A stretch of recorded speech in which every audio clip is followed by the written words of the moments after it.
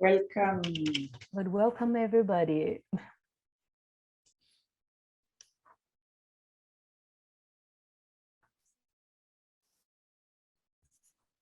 It's time to connect. It's time to celebrate. It's time to reimagine the future. International Coaching Week 2022, a worldwide celebration and an opportunity to learn, grow, and experience professional coaching.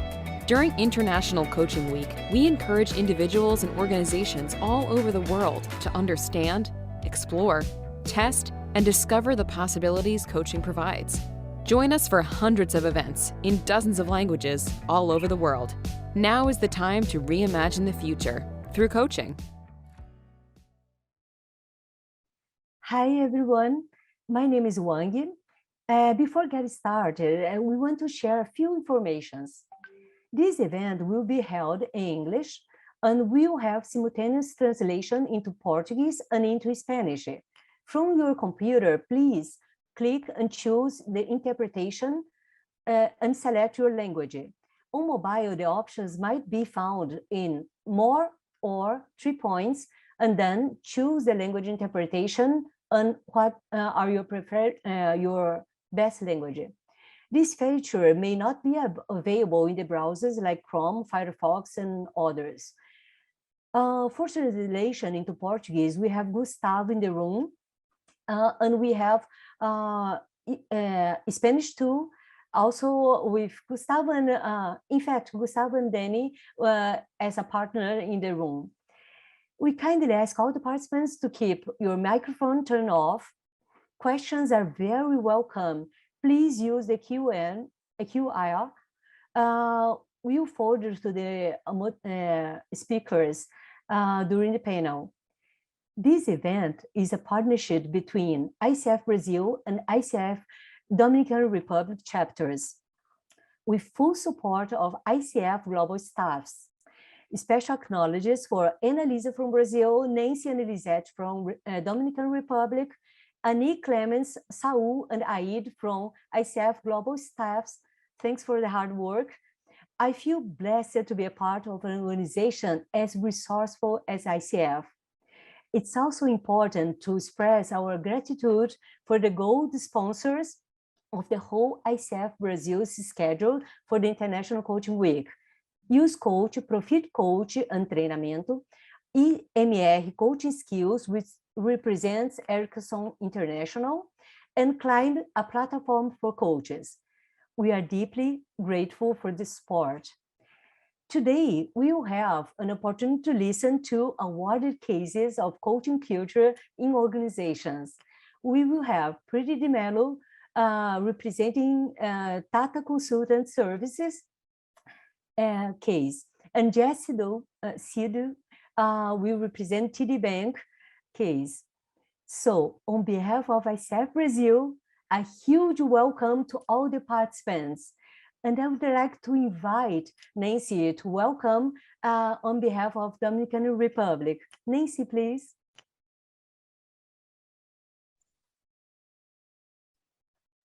Gracias, Juan.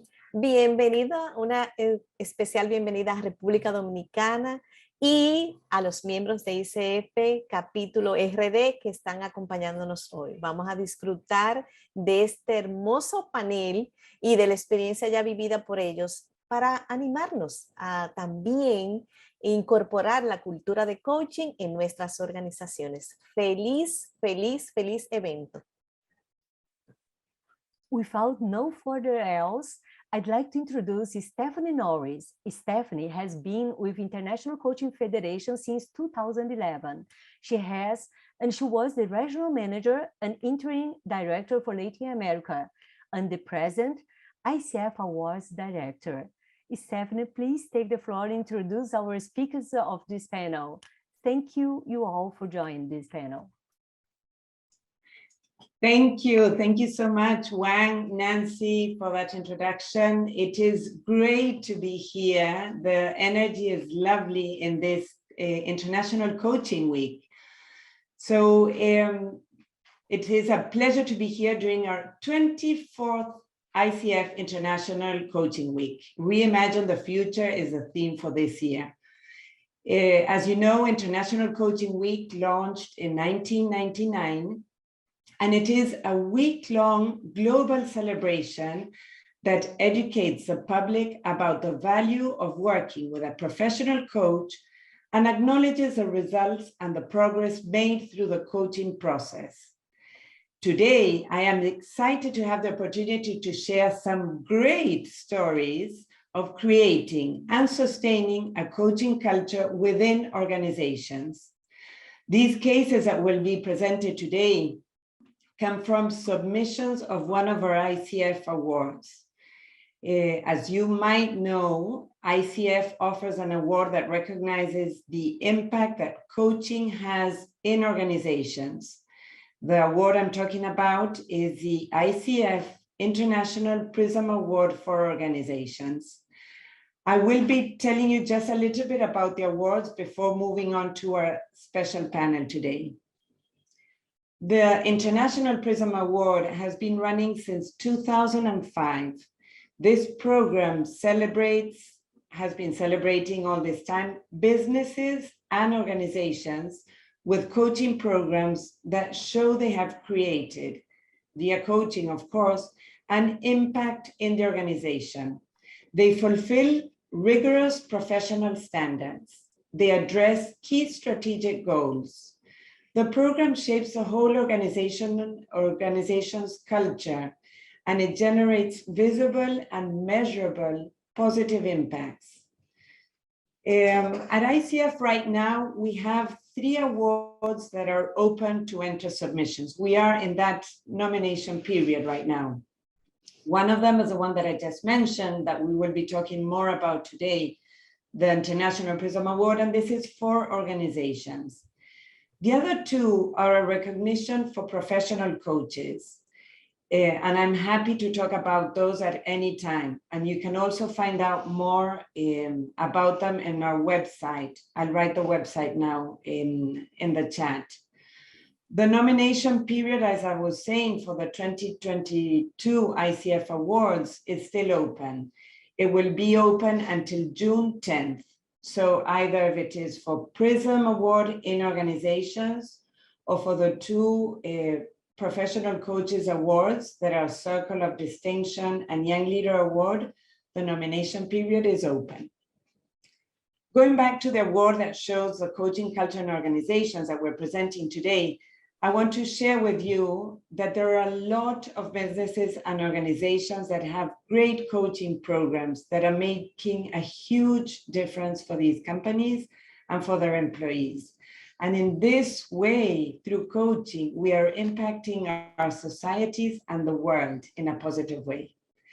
I am sure that there are a lot of people here that must have wonderful stories to tell of coaching in organizations. The businesses that present their submissions are from every industry, and they come in all sizes. We have organizations that go, I don't know, from 100 employees to 500,000 or more. And we'll hear about that now.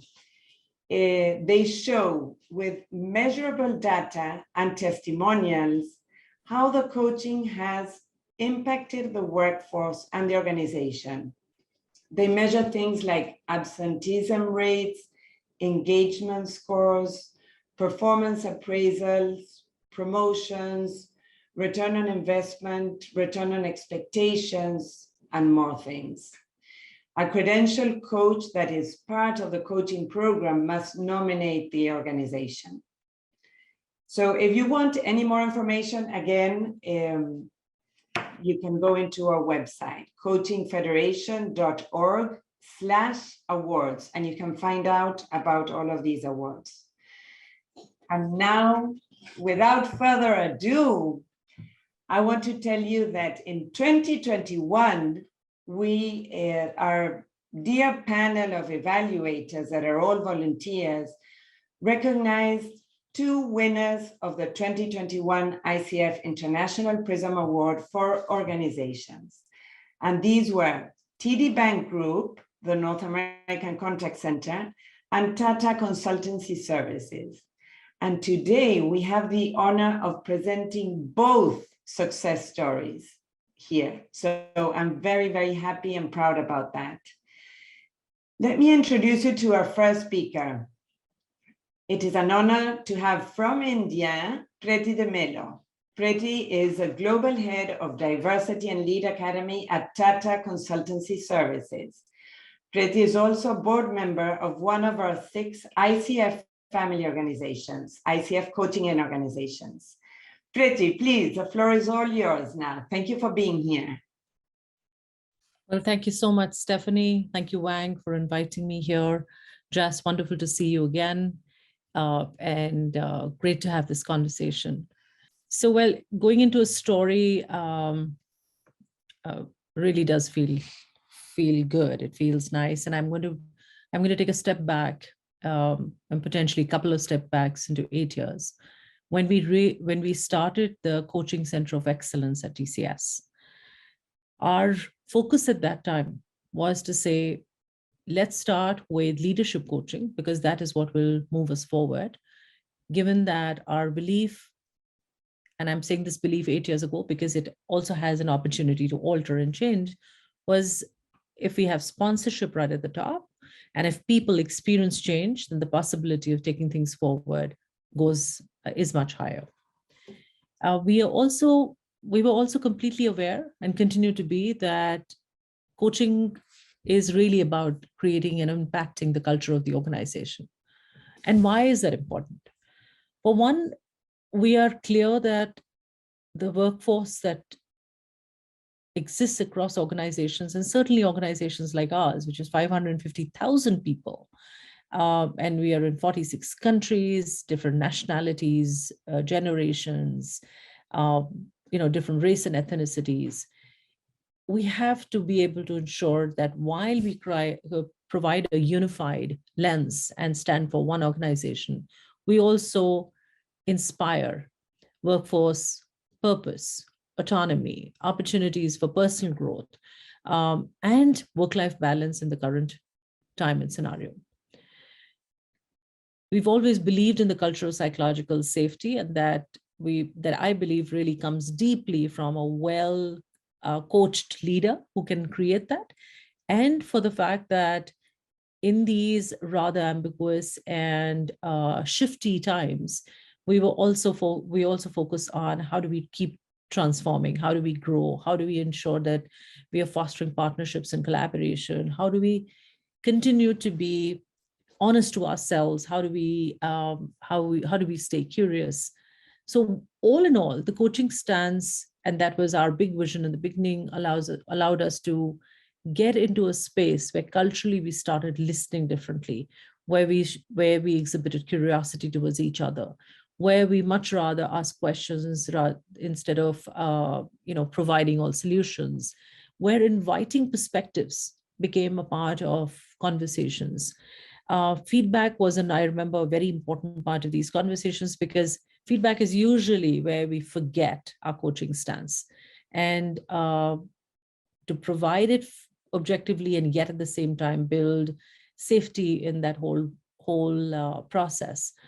So our leaders who went through coaching right in the beginning, it was a large number, if I remember right, over 170 leaders went through the first cohort of coaching. And it was quite a phenomenal exercise. I also do have to say that at the beginning, I was asked, what's the risk? Because organizations across the world were beginning to see the value of coaching 8 years back, and yet were aware that this is a new modality. In the Asian ecosystem, coaching has many connotations. Coaching, counseling, mentoring, one was used synonymously. So to create a clear idea of what coaching is and how does it differ from the others. Second, coaching was also used for sports. Coaching is also used for academics, and thus how to create that differentiator. So all in all, our work over the last 8 years has been in clarifying what coaching is, providing coaching at the level of leadership, ensuring that the impact on culture is studied and reported so that we can continue to have sponsorship. Now, we've grown, of course, and we've taken coaching to women in leadership. We've taken coaching to multiculturalism. We've taken coaching to high potentials. We work, my favorite one is systemic coaching, where we work with an entire system together. It's like a program that the entire unit goes through with one coach. And we do a blend of one-on-ones and group sessions. We've also, in fact, our application should be approved virtually any day now, is we have a coach certification program that we now run internally. And this workplace coach certification program is something that I'm personally very proud of. We have 250 internally certified coaches. And we are launching the North America batch anytime soon. What's the merit of that? And that's a big question that comes up. Is an ICF certified coach certification program internally run within the organization, one, creates a deeper value for every person who's going through the study program, the coach education program. And the fact that our internal coaches have context is another very important facet of this new differentiator. We continue to use external coaches. We now we have always used PCC coaches. Now we are using MCC coaches because we believe that only the top leadership would be assigned external coaches unless somebody specifically asks for one. And we have a really sharp contextual internal pool of coaches who will support the rest of the organization. I think the ROE is where it all rests. And well, a lot of organizations want to talk about ROI as well. I do believe ROI, while we speak about it, it's sort of murky waters, and I'll tell you why. Looking at measuring investment to direct results means you're doing no other initiative. There is no other developmental initiative at play at that time. And then you say, all right, here's the input and here's the output. So I'd like to look at it from two different lenses. We do report ROI because we want to say, all right, coaching was one of the 5 initiatives that we ran this year. Here is the difference we're seeing in business results. So we put in X and we got Y. And here is how. But the one where it's really rich, and that's where the stories come in, is the ROE, because that speaks to the benefits, the values, the results that are not only seen and perceived, but individually experienced. And each story is different. Each person goes through a whole different journey. As we started studying the impact of coaching on individual lives, on individual performance, on individual progress, we found that our employees were speaking about how they had come to respect the perspective of the other and how that mattered, how they were willing to actually collaborate by seeking understanding of what the other person was doing. And thus opinions, ideas, and experiences of the other became very relevant and important to an individual. Employees also reported feeling encouraged, supported, and yet being challenged. And that to me is such a wonderful adult development pillar, right? To be supported and challenged while learning, because that's the only place that learning happens. A lot of times we live in that comfort zone to say, I'm going to only do what I do well. And there's no challenge in the process. But here coaching really actually sort of puts you in a place where it says, why? Talk to us about the why. People spoke about forward-thinking mindsets, focusing on what will happen next, learning how to let go of things that had not worked, working with a strength-based approach into the next stage. We got reports on creativity, experimentation, and about celebrating different value systems, looking at how do we tap into every individual's unique strength and talents. From the diversity lens, which is really one of my, potentially my main portfolio along with coaching, what we saw was that the interest in creating an equitable ecosystem was much higher. And people considered it their responsibility to specifically attend to diverse identity segments and say, how do we work with people from the LGBT community? How do we work with people from the community, neurodiversity community, physical disabilities, and so on and so forth. So it's changed. The rhetoric around coaching has moved from leadership to greater equitable solutions and using coaching as a tool. I do believe that this conversation is not going to be over if we don't talk about what our challenge is, because it looks like a beautiful, rosy story, which at the end it is. And yet at the same time, I'm asked, speak to us about what challenges you might have experienced. So the first one I spoke of in the beginning was misconceptions around coaching.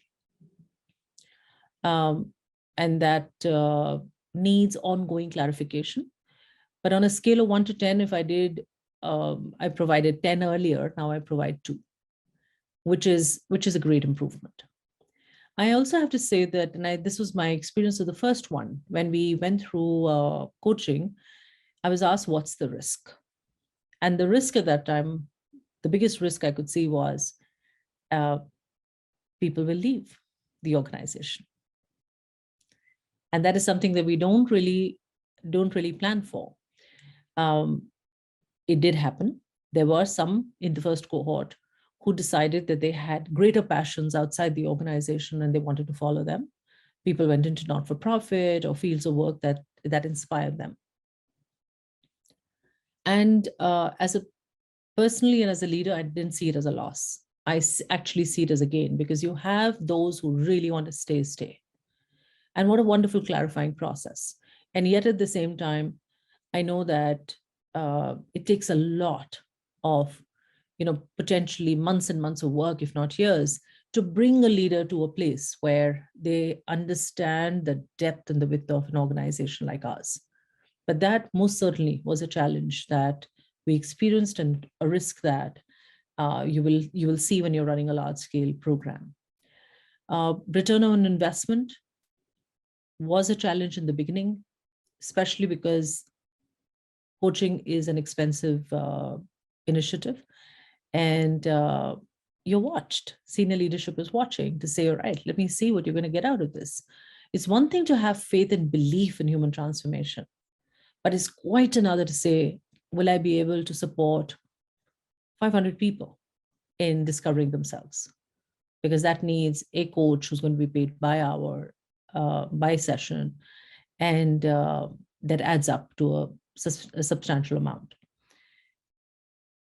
One other challenge that I'm reminded of was, given that this was a new space at that time, and it has greatly improved, but it continues to be somewhat still valid, was getting people to be disciplined with their coaching journey, ensuring that people scheduled, people showed up, people did their work that they had promised to do, and so on and so forth. However, I do want to say, and this is not part of my challenge list, but it was something that I'm really proud of, is confidentiality was never a challenge. We never had a case of a issue around confidentiality and anything being spoken of, even though we have a very well-structured program with sponsor conversations and so on and so forth, but coaches managed to maintain their confidentiality and sponsors never overstepped. Sometimes with people who've been around the planet for a longer time, there might be a view that I know what transformation is. I know what this is. And that was I remember that being one of the challenges. And there was a story about somebody in their early 50s calling me up and saying, you know what, Preeti, I've done this. I've been working for 30 years, and you really want me to now be coached by somebody who's got a coach certification, and they know me better than I do. And I was like, well, the choice always exists, and it's entirely yours. What you can do is experiment. Do this, take 4 sessions, don't take 8. Take 4 sessions and see how it feels. And then maybe what we can do is talk about it after that.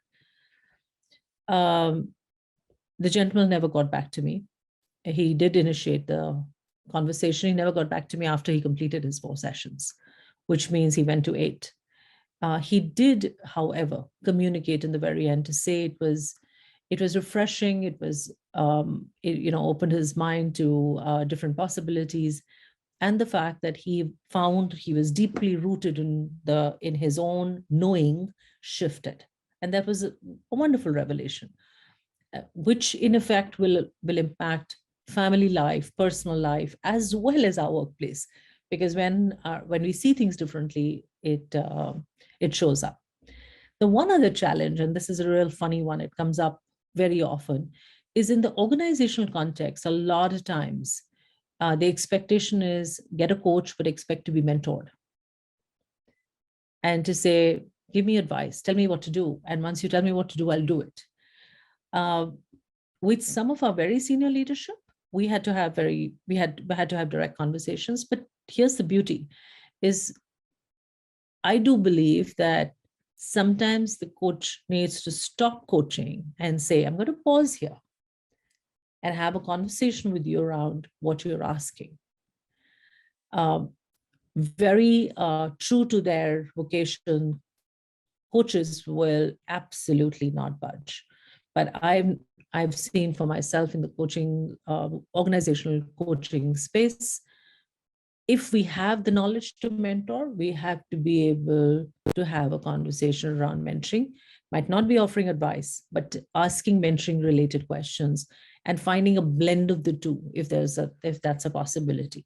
I also know that there are different people who do it differently.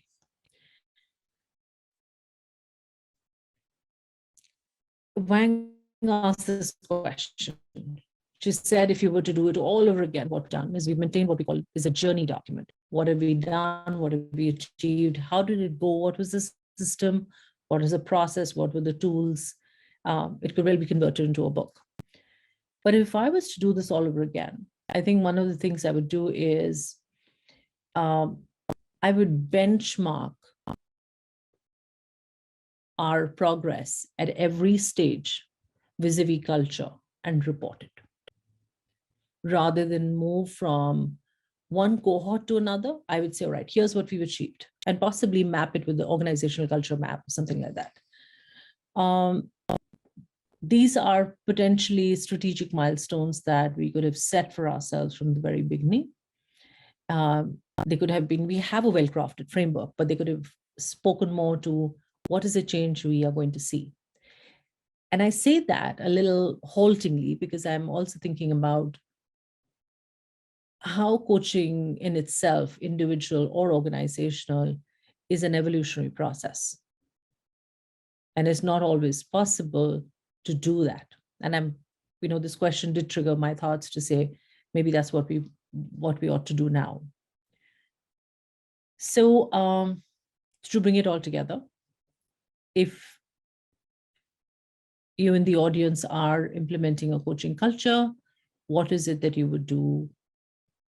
What is it that you can do? I would say focus on leadership sponsorship, create awareness, take a strength-based model, because that is always easier to implement. And coaching is strength-based for the most part, but hold it in your awareness.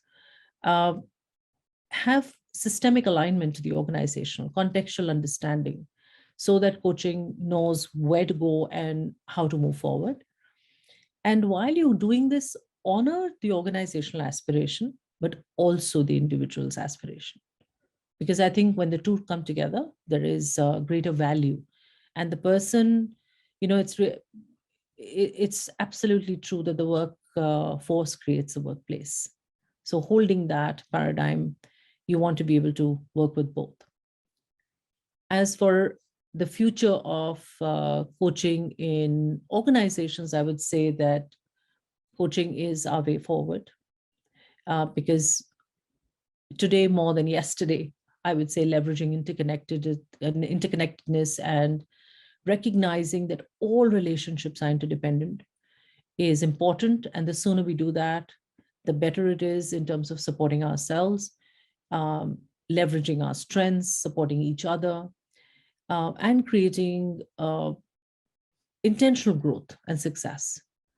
In adult development, we say that people grow after they're adults, we grow intentionally, which is to say we have to put our mind to the direction we want to go in. I would also say that recognizing that our improved relationships and partnerships are what is going to create the culture shift is an important and very simple paradigm. Again, holding awareness to that is very important. Investing in training, coaching, developing teams through coaching lens, working with internal communities, especially diverse communities, and looking at the possibility of bringing in internal coaches as well as external coaches. I think I personally like the mix the very best.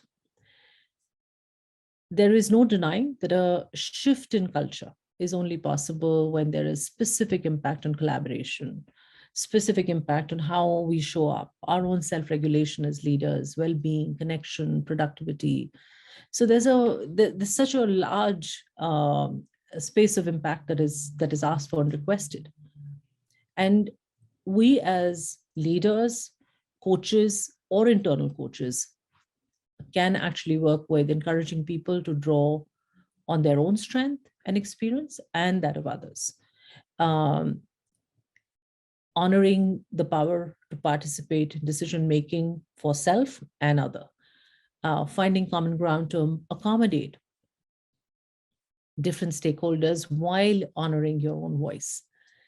Displaying strong commitment towards the success of others while holding on to the path that you're on and making sure that you're sort of forging ahead. I do believe that coaching continues to be potentially the most powerful, besides being my favorite lens to development. It continues to be the most powerful approach to change. And I think a mindful dialogue at any level, at the level of self, family systems, work ecosystems, communities, continues to be potentially the change-making approach that we can offer to ourselves and to the world. I'll take a pause here. I don't know how much time I've taken. I'm sorry, I didn't notice the time. And I'm happy to take questions as we go along. That was great, Priti. You can tell how passionate you are about this program, and I think those tips you offered are also wonderful for everybody who is interested in improving a program or starting a program, because that's one thing that I also saw from those who submitted a nomination but did not get to be the winners. They were so interested in knowing how they could improve. So everything that you've told us is just great. Thank you for that. We are going to leave the questions to the end. So now we can hear about our next success story, the other winner also of the 2021 ICF International Prism Award for Organizations. That is TD Bank Group. And from Toronto, we have Jazz Sidhu. She's the Associate Vice President at TD Bank Group. Jazz worked in partnership with the coaches to create this amazing coaching culture environment in TD Bank as well. So Jazz, the floor is all yours now. Thank you. Thank you, Stephanie. We'll just do a quick voice check. You can hear me okay? Perfect. So thank you, Stephanie. Thank you, Bank, for inviting me to the session. And yes, Priti, it was great to hear and so refreshing to hear you speak about your culture and making linkages to the culture that we have at TD. And you may have seen the several nods as I was listening to your update to say how critical it is from various parts of the world that some of the basic elements of the strength of coaching threads through cultures, organizations, countries. And so it really is a great topic. So I'll start my presentation. So the first phase is really speaking about the award itself and the work that we did within the North American Contact Center. And before I get deep into that, I'll give a little bit of background of our organization. So TD Bank is a global organization. Predominantly, North America is their strongest stronghold right now, but we do operate in Asia, Singapore, and also the European market. It's close to 95,000 employees strong, and we look after several products with our customers. We look after business banking, finance, investing, insurance, as well as our credit card and basic business products for our clients. When we came across this challenge, so similar to Prithia, about maybe 4 years ago, we realized that the future of work and the future of banking is changing. Transformation was happening across the world in different industries, and finance was no different.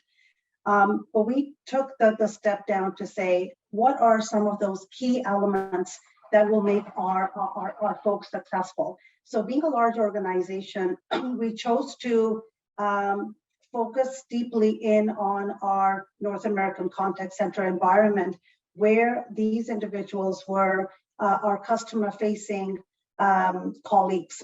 So the contact center is across North America. It's close to 12,000 plus colleagues that support various clients and various different businesses. It has 600 frontline people managers, around 80 second level senior managers, and 5 to 6 vice presidents. So that was the target audience that we wanted to impact. And once again, as Stephanie talked about at the opening, is very similar to some of those areas that we want to focus on.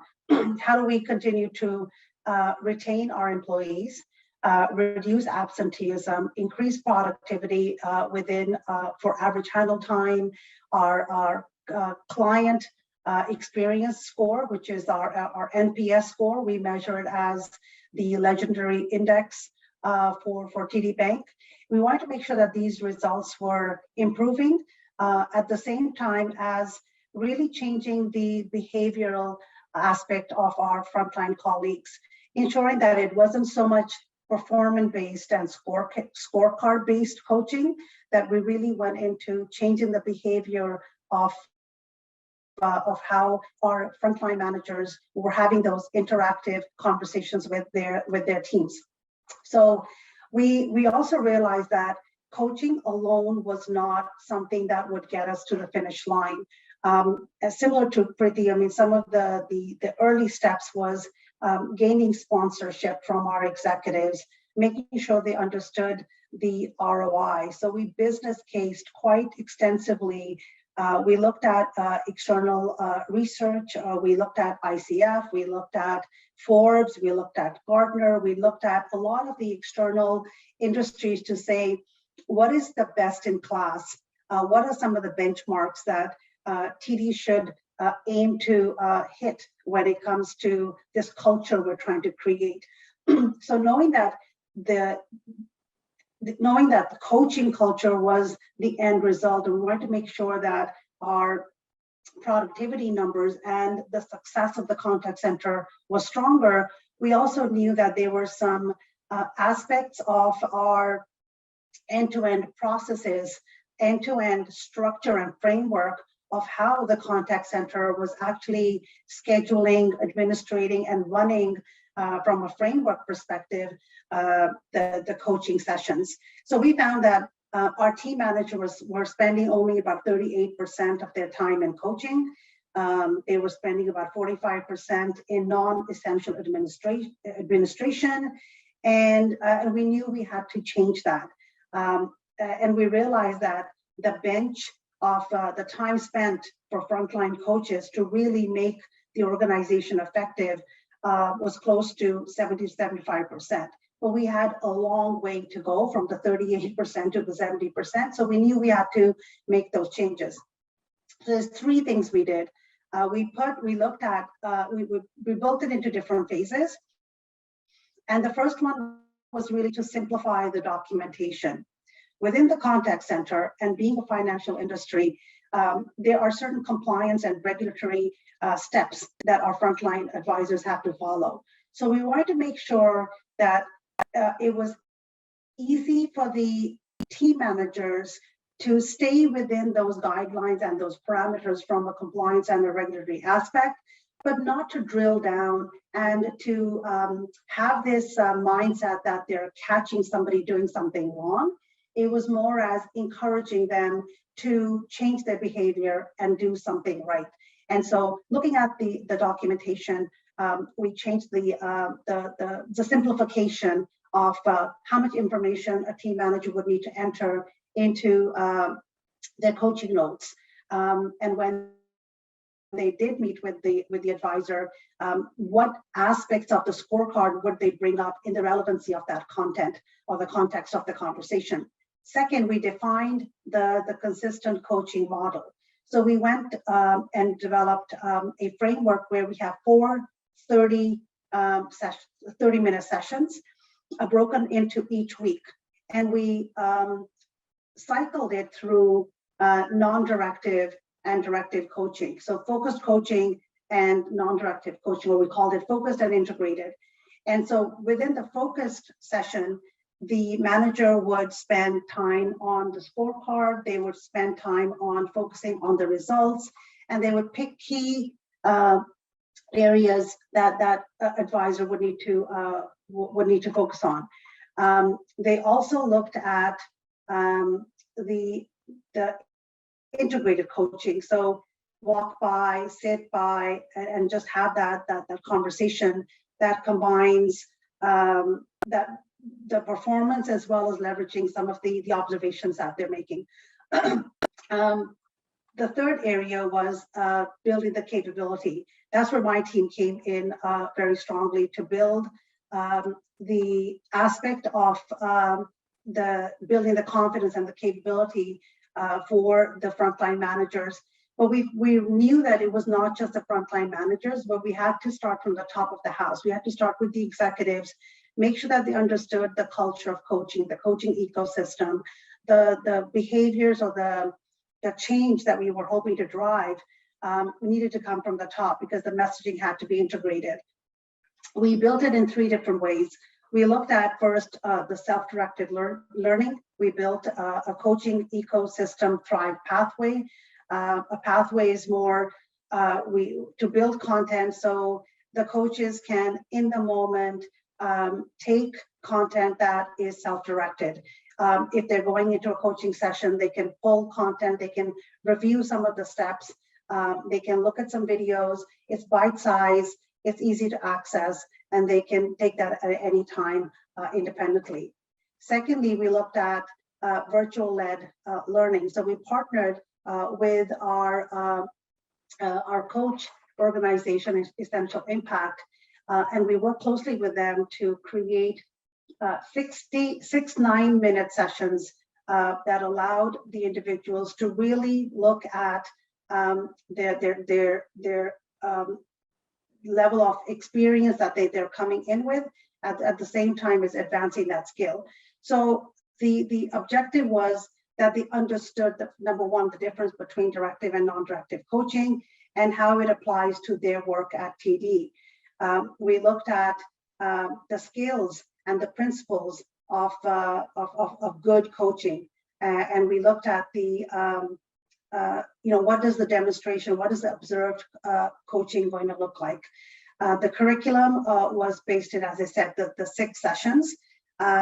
It was around engaging the conversation and gaining agreements, enlightening the conversation by asking questions and listening, gaining commitment, and then evolving the conversation to really bringing it all together so the coaches or the team managers knew the cycle and got that under their belt. Then we brought in an individual executive coach that took on the experiential piece. So we gave them the formal learning. We put the coaches out onto their floors, and we had Ernie Gross from Dare to Soar, one of our external coaches, leadership coaches, that came in and did group sessions with the senior managers as well as the team managers. And then he also then went and did one-on-ones. And I think Preeti alluded to the fact that, from a business perspective and from an organization perspective, we had the same challenges, the same view from top of the house to say, how will you know the investment that I'm giving you is going to give me the ROI that I'm looking for? We soon found out after we did the coaching sessions that there were some believers and there were some non-believers. And going through these 6 90-minute sessions with Essential Impact, going through the coaching with Bernie, is really where we understood, or those coaches saw the benefit of the conversation, is when they started to have their colleagues, or I should say the advisors from the front line, send emails to them to say, you know what, that's the best conversation you and I've had in a long time. Now, the advisors knew that their leaders were going through this program with us, but when we started to get feedback from the front line to say how engaged they were, how empowered they felt after that last coaching session, we started to realize that, yes, it's working. It energized us. It made us realize that we will start to see the results. Not long after did come the ROI. Keeping in mind, as we were at the tail end of completing the program, we also pivoted into COVID. COVID came, and we as an organization had to pivot very quickly and adapt, where we sent close to 10,000 of our frontline advisors to work from home. And given business restrictions and given business changes, the first thing that we were told to do is stop all the coaching, stop the training. This is something that we need our advisors to focus on the customer, and being a contact center, service levels, productivity results, making sure that the customers were also being looked after, because some of our branches had scaled down and customers were not able to go into the branches because of COVID.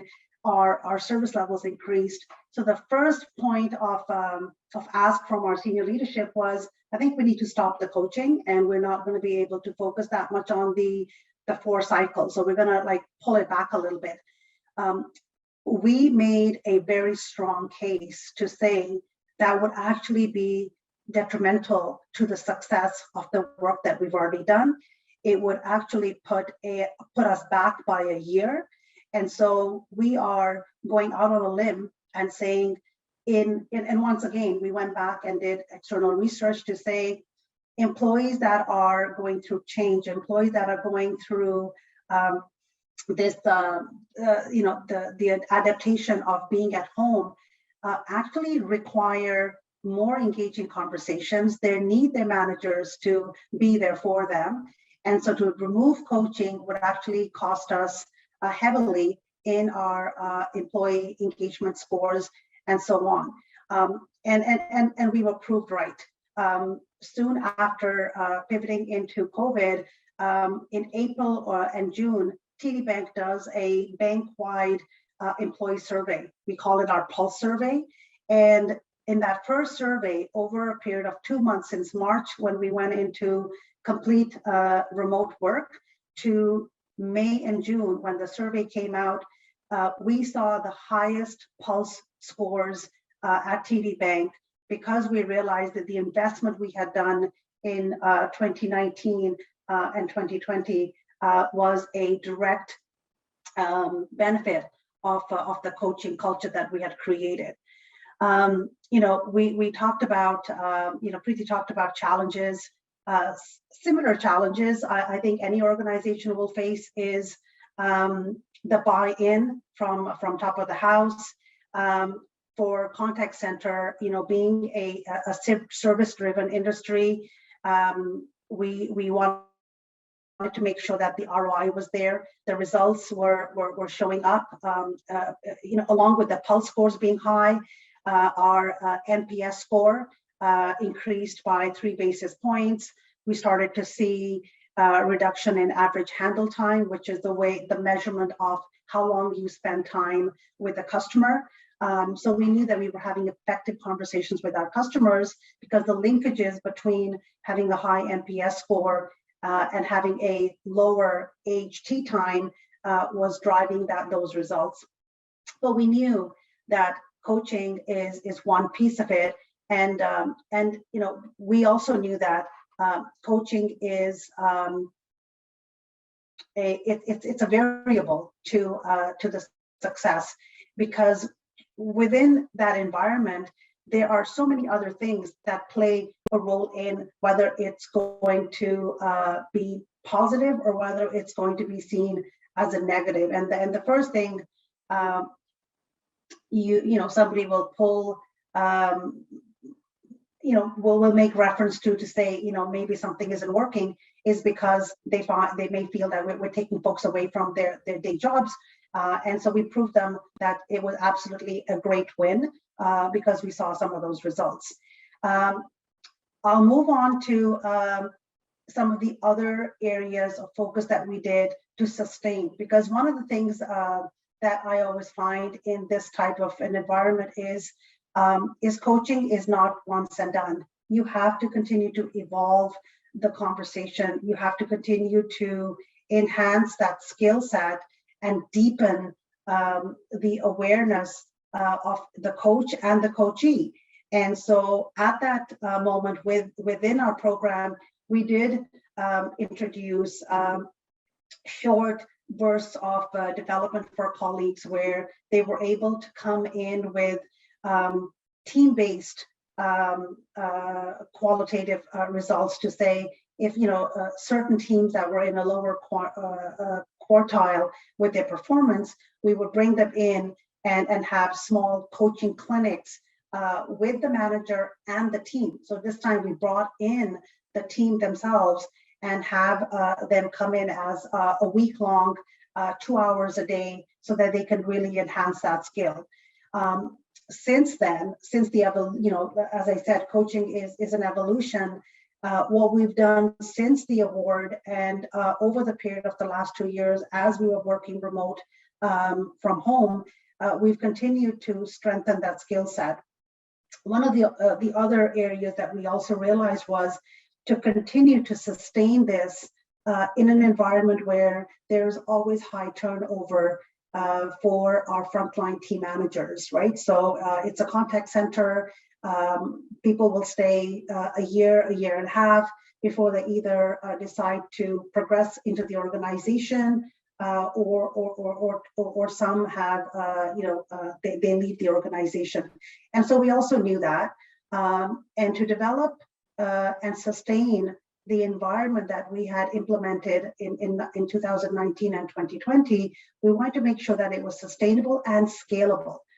And so one of the things we realized quickly was, even though our partnership with our external coach partners was incredible, and we had an awesome experience, and they really set us up for success, we knew we had to stand up our internal team. So last year, we actually invested in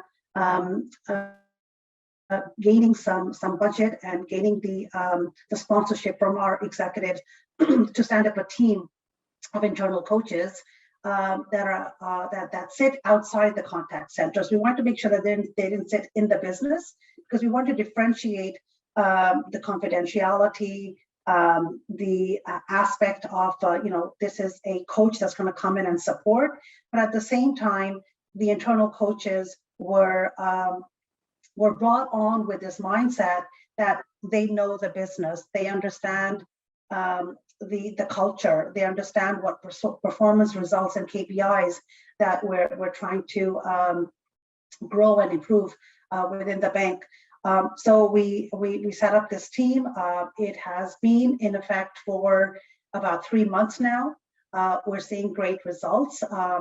One of the key findings was that when we looked to recruit for this team, we looked at those that were part of our original group of coaches and those individuals that really showed passion. We looked at characteristics that would embody the benefit of coaching or embody the skill that they bring to the table. And so some of those early adopters of our initial program have now become our internal coaches. They've actually left their group manager roles and have opted to come into this space because they just fell in love with the concept and the value that this conversation brings to the table. From an organizational standpoint, I will say that we heavily focus on executive coaching as well. We actually partner with an external firm to support our C-suite executives. We bring in coaches to with a developmental assessment-based environment where we look at strategically where we need to take the executives in their progression, succession. We look at talent pipeline through extensive coaching with our executives. All in all, for the transformation of the bank. We talked about certain mindsets. We talk about how do you empower, I think Kriti touched on this earlier, around psychological safety, around bias to action, or working in ambiguity. All of those aspects are part of our transformation at the bank. Being agile, understanding how to move things with speed. Those are some of the elements that we continue to focus on, and coaching underpins all of that. The culture that the bank understands is that with strong soft skills such as coaching, it really becomes the foundation and the underpin of everything else that is above that. And they've become to understand that. We've also expanded the original program that I just walked you through to other businesses. We've just recently, I think it's been 6 months, we've launched it into TD Insurance. We're now looking at launching it into our business banking organization. And so it's expanding, right? It's growing and expanding. I mean, my biggest aspiration in my current role would be to bring this conversation to every people manager in the organization so they can understand the value of that, the skill that it brings to the table. And we've proven it within the organization in small pockets that it is absolutely a space that we need to continue to evolve. Coaching is not once and done. You can continue to grow, teach, converse, have people adapt to their skill at various levels. And we found that with our team managers in the contact center is, those that went through the program are now continuing to come back and say, I'd like to come back and do another workshop. I'd like to come and do something else. And so it continues to unfold and grow. But essentially to really focus on the transformation, focus on the future of work, focus on making people's lives easier, helping our customers. As I said, we're a service industry. Customers are our bread and butter. So making sure that we are standing tall when it comes to the way we interact with our customers. But we can only be good at that if we empower and engage our employees to come to work as whole employees. And then, as I said, I think coaching underpins all of that. So I can pause there. Wang, if you want to maybe have questions now. Stephanie, is there anything else you want me to cover? No, that was great. And we could all see the passion also that you have for this program. And it's amazing how it's growing. So thank you for sharing the tips on the process as well, as well as the challenges and everything. I love the way you said the believers and non-believers, and then, they see the results and they all become believers somehow. So thank you. It was so, so refreshing to have the two of you tell these stories, some from within, everything that you can share. I think a lot of people have learned a lot here. And I see that we have questions, so I will take it back to Wang and she can go on with the program. Thank you so much again. Thank you, Stephanie. Big thanks for Pretty and Jess. Wow, I love that. We have few questions here on the QA and some private that was sent to me. I think that I have the perceptions that we have two big questions. One is about how to use all the force of the internal coaches to help making happen.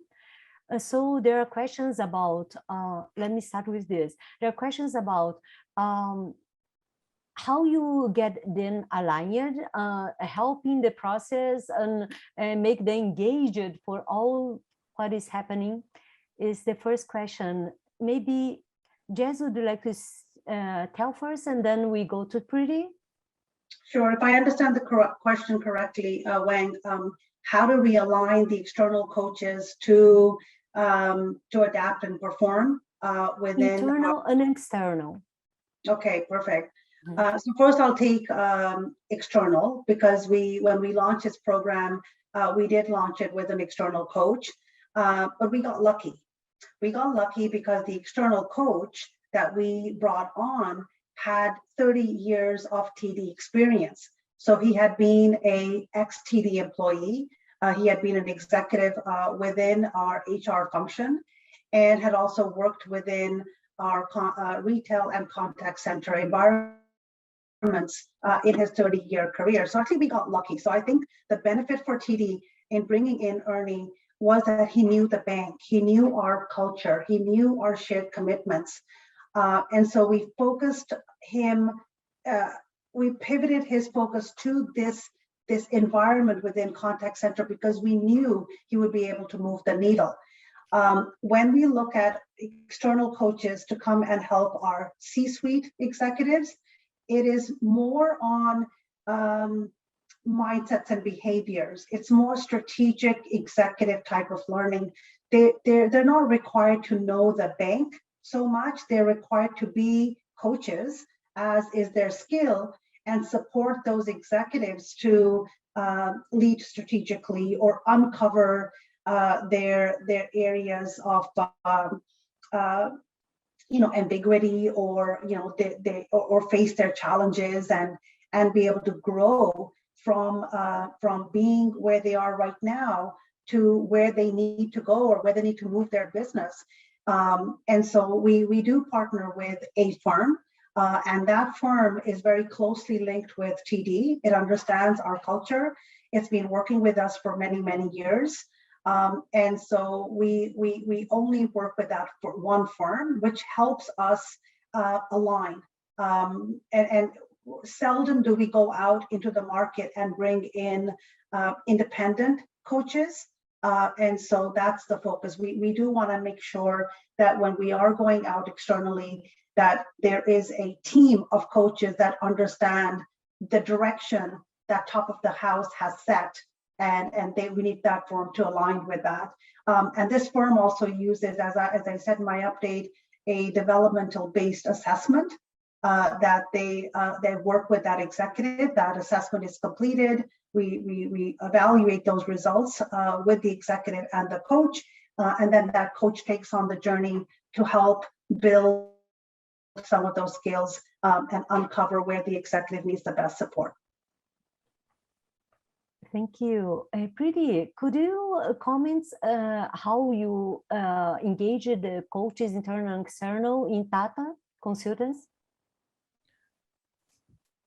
So external coaches, I think it's fairly similar to what Jas mentioned. We have a criteria. We hire coaches with a minimum qualification of a PCC. We ensure that they are oriented and they understand our organizational objectives, our context, our culture. And we do these repeated conversations so that they're always abreast. Alongside, because we have a very structured program, it's easy to bring them in, and they know that there is a certain framework that they have to adhere to, which incidentally, a lot of times we hear that is too firm. Why do we need such a strong framework? Why can't we just let people evolve? But I do believe that when an organization funds a large-scale program, then we do need to have a structure that can actually speak to the process as well as the results. Internal coaches, on the other hand, are usually people who have, at different levels of seniority, who have either been coached and been impacted or understand coaching in some other way. And we have an internal coach certification program that we run, accredited by ICF. Our accreditation has in principle been approved. We are just waiting for the final stamp on the conversation, so to speak. We do run foundational programs. We run intensive programs. We embed coaching in all our talent development initiatives, as well as in D&I. So the long and short of it is that internal coaches have a context already, but they need broader knowledge. External coaches have broader knowledge, but they need context. So it's the blending of the two that really creates great value for the organization. So I will still keep with you. The next question. Here, people are saying they feel like, surprised with, wow, 100,000 people that are engaged in the coaching process. So they want to know a little bit more. How long it took to have all these people attending in the same process? And if you can give us a sense of the percentage, maybe, of it represents inside all the employees of Tata? So we've been running, we have 550,000 people. 100,000 people have been through coaching in some form or the other, either a foundation program or peer coaching or leadership coaching, or women who are progressing in their careers, or emergent leaders coaching, or diverse identity group coaching, or systemic coaching. So we've got so many coaching offerings. Some people, this is an average count of the number of people who've been through coaching and been impacted by coaching in some form or the other, like I said.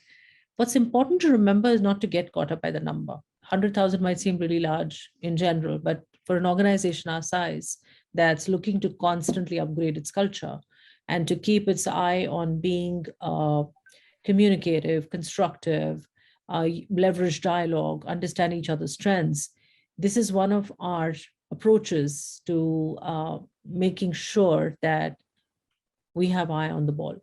So the 100,000, like I said, actually spans across a multitude of initiatives, not one. Mm-hmm. Wow. Jazz, would you like to bring us the perspective of how many leaders and not leaders that were engaged, but how it represents in percentage and how long from the start to now? Mm-hmm. So the particular program that I spoke about was socialized in 2018. It was implemented in 2019.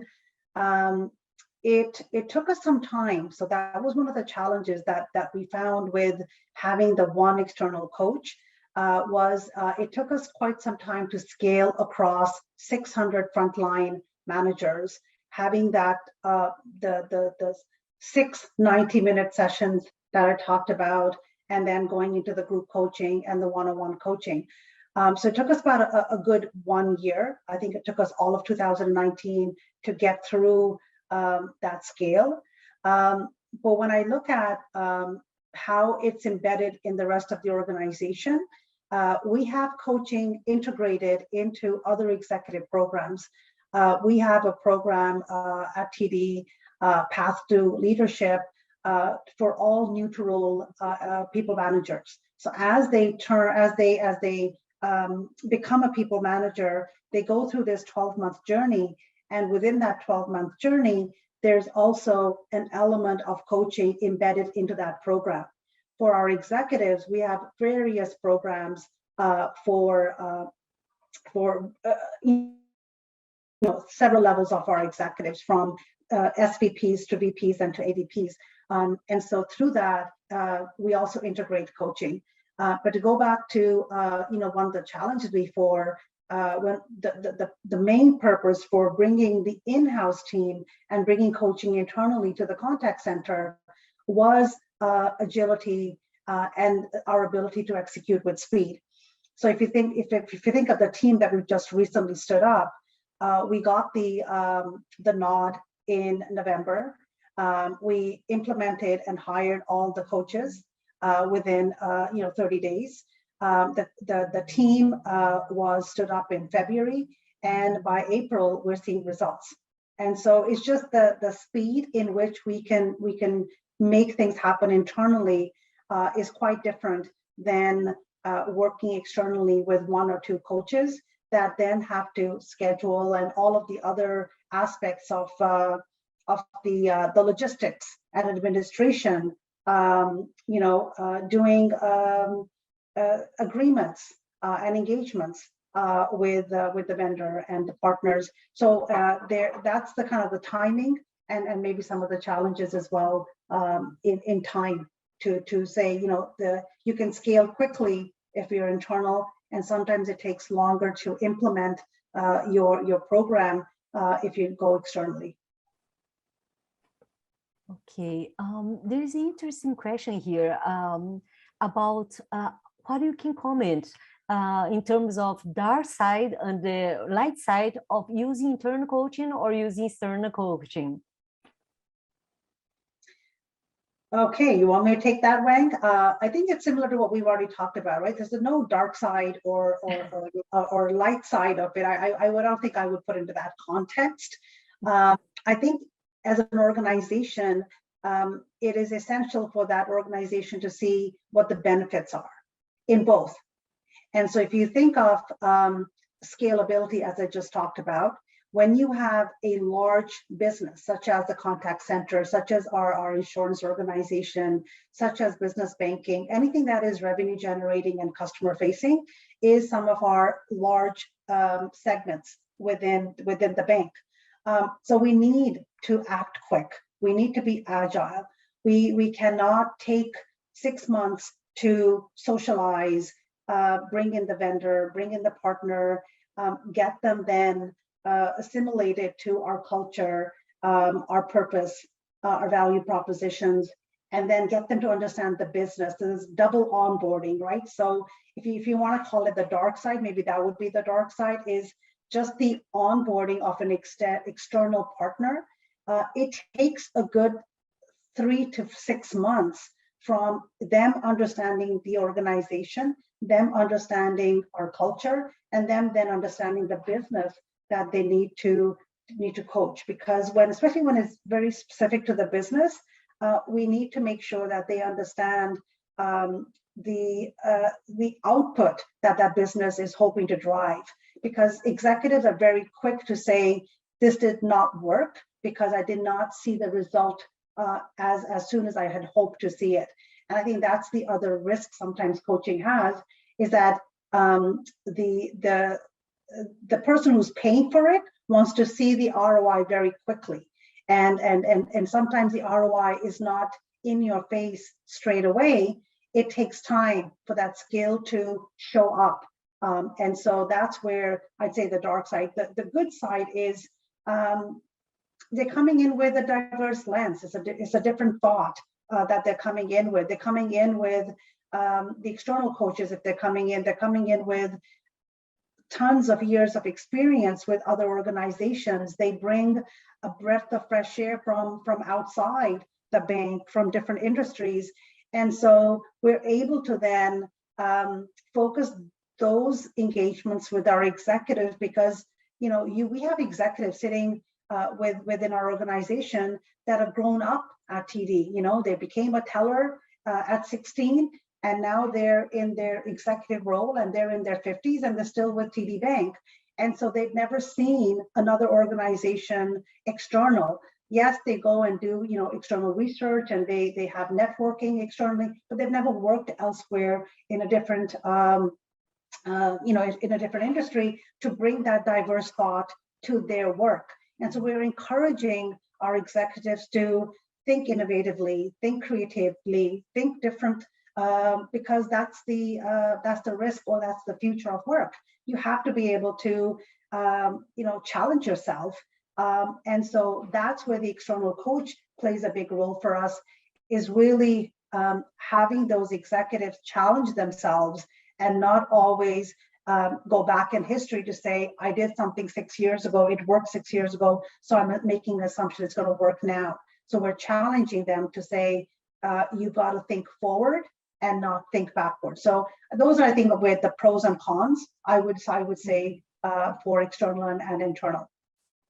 Mm-hmm. Pretty, would you like to comment a little bit about the darker or light side of using coaches? But I find the expression very engaging. I don't think there is a light and dark side to Jas's point, but I do believe that there are challenges. And empanelment is undoubtedly a challenge, because it's time. It just takes time.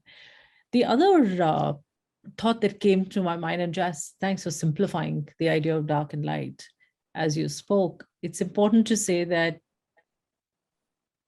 as an external coach, you have to market yourself. You have to come into the organization and sort of present yourself for a contract, for which it's extremely important that you know what you're doing, what is the framework of your offering, how will you govern and measure and report, how will you showcase impact, what will be the process you'll follow, what is the price that you're asking, and does that make sense or not?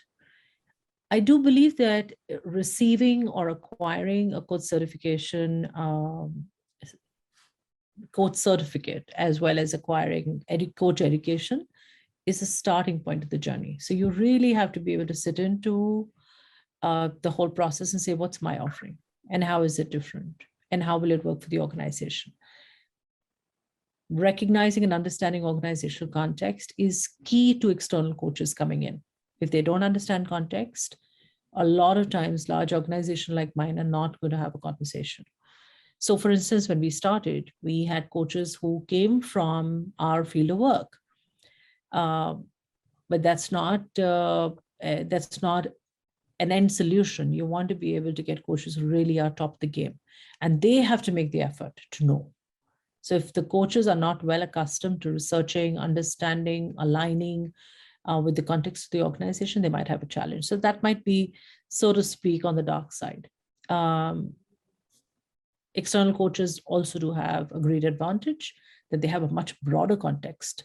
They are working across organizations, so they know the world very differently from internal coaches, and thus it's on the light side, so to speak. I think internal coaches also have some challenges that they need to be aware of, and that is, it's very easy and very possible that we might get comfortable in our roles. We have to have a schedule, we have to have a plan, we have to have a certain way of working, we have to have a minimum number of coachees that we take on, we have to focus on our coach education. So just sheer context is not going to work it. And I think it's a both and. So for me, it's a both and of external and internal, a both and of broader context, organizational context, a both and of ongoing coach education, as well as ongoing organizational understanding. So I think that we have time only for the last question, but a very important and special question for me, at least. I would like to keep with you, Preeti. Can you explore a little bit about the key results and what other elements that you put in the pitch for C-level that enable to go on to have the green light for working with the coaching program? I'm sorry, I didn't really understand the question, but I'm going to try and repeat it. Okay, sure, go ahead. We just want to explore a little bit what kind of key results that you can offer or establish, and what kind of other informations or elements that is in your pitch for C-level, so that they enable and they have the green light for the project. Right. So key results that an organization looks for would be leadership behavior or behavior of individuals who've gone through coaching, levels of collaboration, how much trust are they being able to inculcate in their teams, the level of retention in their team systems, creativity, learning how to work across cultures, which is a very big one for us at TCS, because we are, given our size and our very multicultural context, that's very important. Those would be some of the key things that I would look out for. Can you quickly comment about if you do use return on investment or other kind of measurement? We create our own personal scorecard. Every leader has a personal scorecard, which is created and that has various aspects to it. You can add anything you like to it, actually. But we do have individual aspirations and organizational objectives as two criteria of measurement, which are specific to the individual's role, what they're doing, conversations with their sponsor, their own self-reflection. We also add, basis the coachee's interest, we also add if they want to bring in any familial objective to say, I'd like to be able to improve an XYZ relationship or something like that. And the fourth thing that we do bring in is value systems that as an organization are non-negotiable for us. So one of them is inclusion without exception. Including and being inclusive and creating an equitable work environment is a responsibility of every single leader. And that shows up on the scorecard. Thank you. Jazz, would you like to bring your perspectives from TD Bank? Sure, certainly. So for us, when we look at gaining financial, gain the financial nod from the executives when it comes to some of the coaching programs, is really looking at business casing the results and forecasting improvements within the productivity of the frontline advisors and productivity from the scorecard. So TD Bank is no different like than any other contact center where we have a very solid performance scorecard that we measure, and any contact center is measured quite strictly and closely. And so we relied, especially when we were getting funding for this program, we relied heavily on some of those results that we saw in the past. And we forecasted to say that if we were able to improve service levels, or we were able to improve employee retention, and we were able to improve absenteeism by a certain percentage, then you would get a financial benefit back to the business. That was the contact center. Let's take the conversation over to our overall as an organization at the bank. So when we bring in executive coaches, and the benefit of the coaches is really deep. Some of the elements that the organization is looking to get an ROI on is diverse representation across North America, across our footprint, is really having this lens of inclusivity, as Priti said, very heavily focused on diversity and inclusion. We have set benchmark from our CEO, to say that there needs to be a certain representation, a diverse representation in the organization. We also have multiple major transformations taking place when it comes to technology, when it comes to our products that we're serving our customers with, when it comes to internal efficiencies and within other businesses, not just the contact center. So all of these variabilities and metrics play a big role in the succession of those executives, and our executives are followed quite closely.